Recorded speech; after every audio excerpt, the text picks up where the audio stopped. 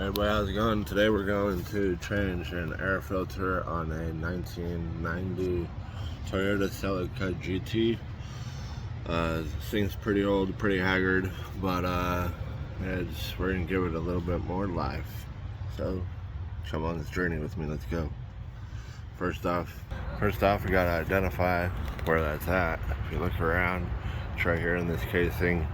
Sometimes people take and make a video as they open it and show, and then just kind of assume they just put it back together. I'm going to do it the opposite way. So you take off these clips, which I'll show you how you put them back on in a second. Same way in reverse. So this is our old air filter. As you can tell, it definitely needs some changing. Is our new one. See the difference? Alright, so see this gasket up top? That's what makes it so you got an air seal. Down here you got these ribs, so it catches everything. So this right here goes in there.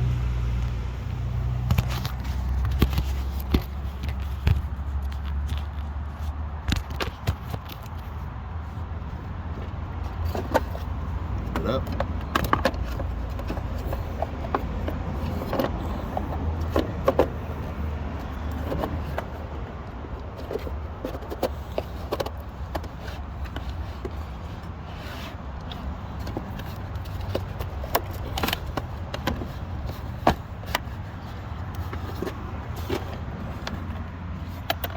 Slide it in, press it on.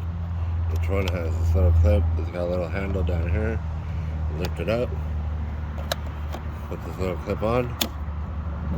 And then push it down. Take it off. Just lift this clip. Then push it down, lift this clip, and then back off. Super simple. 4 clips. All 4 corners. And that, my folks, how you go about changing an air filter on a 1990 Toyota Celica GT.